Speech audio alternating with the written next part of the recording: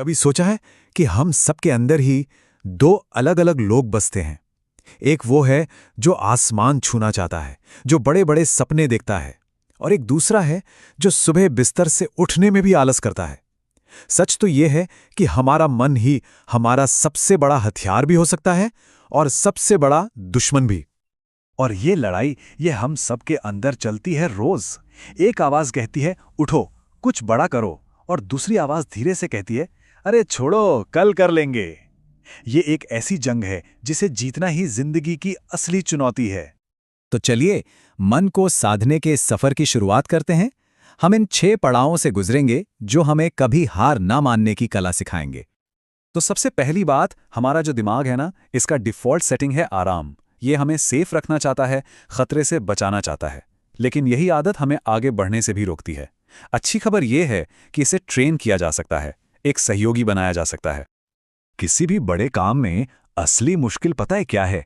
काम का बोझ नहीं, बल्कि उसे शुरू करना। हम उस काम के पहाड़ को देखकर ही डर जाते हैं, लेकिन इस डर को तोड़ने का एक बहुत ही आसान और कमाल का तरीका है। देखें, हमारा दिमाग ना बड़े बड़े कामों से घबराता है। उसे लगता है कि इसमें तो घंटों की मेहनत लगेगी, लेकिन सिर्फ 5 मिनट का काम, ये तो कोई भी कर सकता है।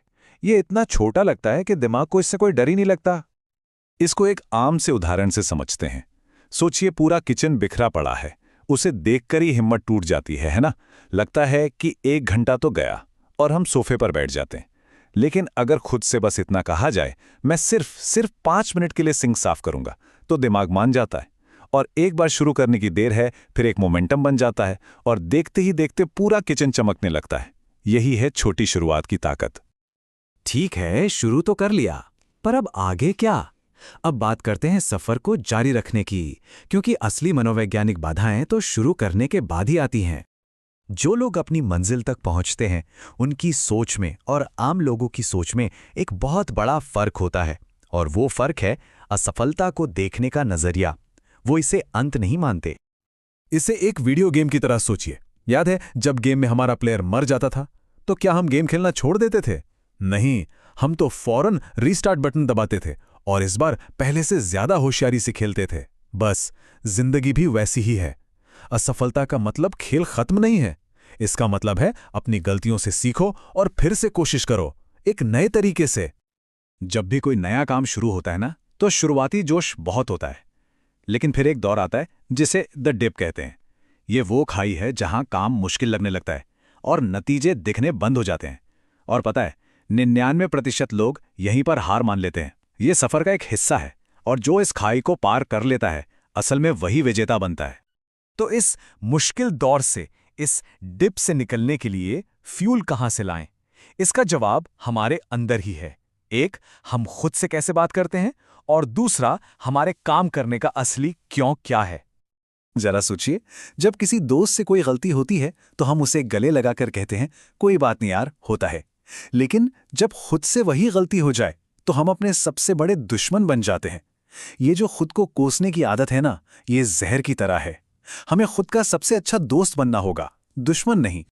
पैसा कमाना या अच्छा दिखना, ये लक्ष्य बुरे नहीं हैं, लेकिन मुश्किल समय में ये साथ छोड़ देते हैं। हमें एक गहरी वजह चाहिए, एक ऐसा क्यों जो इतना ताकतवर हो कि उसके बारे में सोचकर ही आंखों में आंसू आ जाएं। जब विल पावर यानी इच्छा शक्ति की बैटरी खत्म हो जाती है ना, तब यही गहरा इमोशनल क्यू एक जनरेटर का काम करता है। यह हमें वो ताकत देता है जो कहीं और से नहीं मिल सकती। उस वजह को ढूंढिए और उसे अपनी आंखों के सामने रखिए। अच्छा, अब तक हम अंदर की दुनिया की बात कर रहे थे। चलिए अब बाहर की दुनिया की तरफ देखते हैं। हमारा माहौल और हमारे आसपास के लोग हमारी सोच पर बहुत गहरा असर डालते हैं।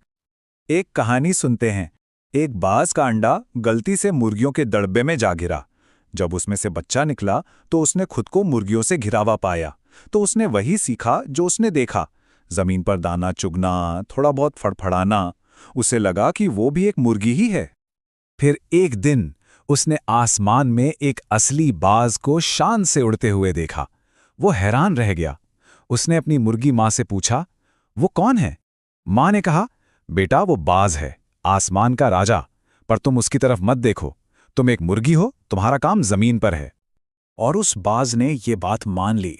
वो पूरी जिंदगी एक मुर्गी की तरह ही जिया और एक दिन मर गया, ये जाने बिना कि उसके पंखों में पूरे आसमान पर राज करने की ताकत थी। उसकी मौत क्षमता की कमी से नहीं, बल्कि संगत के दिए हुए विश्वास की कमी से हुई। ये केकड़ा मानसिकता हमारे समाज में भी खूब दिखती है।